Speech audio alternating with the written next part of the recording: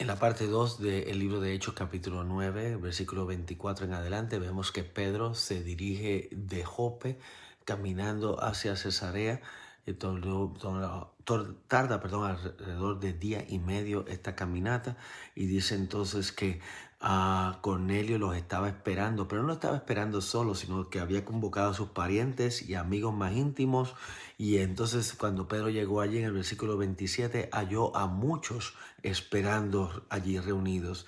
Y cuando entra Pedro, Cornelio le da todo el honor y aún pues se arrodilla delante de él. Pero le dice, mira, no hagas eso. Pero vemos el corazón, ese es el corazón que nosotros siempre tenemos que tener ante un siervo de Dios, es nosotros honrarle, aunque no lo conozcamos, por el hecho de que es un emisario de Dios.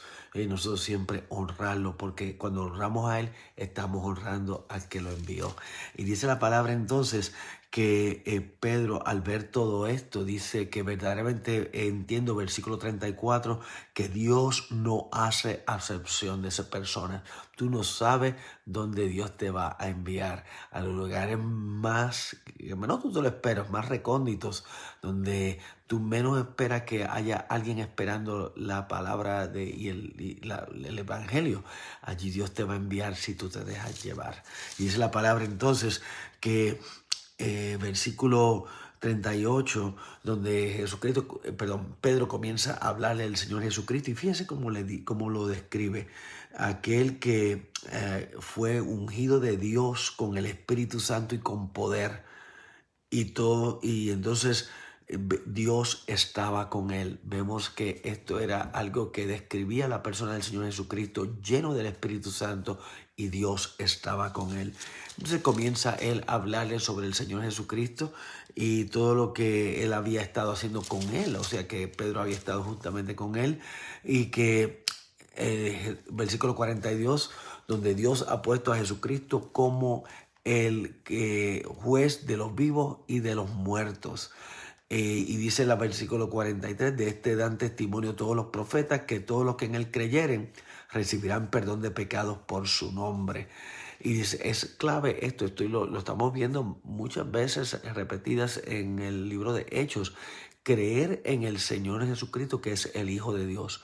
Cuando creemos eso, entonces se desata la capacidad de poder creer que Él es nuestro Salvador, en el hecho de que Él pues pagó por nuestros pecados.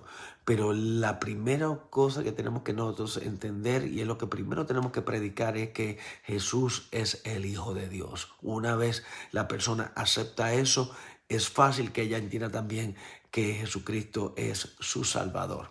Entonces dice la palabra 44, que en esos momentos, mientras aún hablaba Pedro estas palabras, el Espíritu Santo cayó sobre todos los que oían el discurso. Y los fieles de la circuncisión que habían venido con Pedro estaban atónitos de que también sobre los gentiles se derramase el don del Espíritu Santo, porque los oían hablar en lenguas y que magnificaban a Dios. En este caso, allí no habían personas de otro país, sino que eran lenguas angelicales con las cuales ellos magnificaban a Dios. Y vemos que aquí hay otra prueba, vamos a decir, sólida, una prueba tangible, escuchable, de que Dios había bautizado con el Espíritu Santo a estas personas, como lo vimos en el capítulo anterior, dos capítulos anteriores, que también había una manifestación que daba testimonio de que habían sido llenos del Espíritu Santo.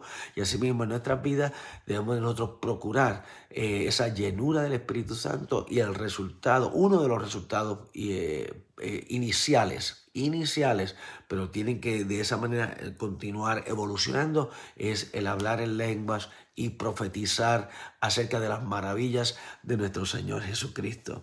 Y mis hermanos, pues estamos ya ready para entrar entonces en el capítulo 11, donde vamos a ver cómo hay una revolución en el pueblo de Dios en Jerusalén. Dios les bendiga.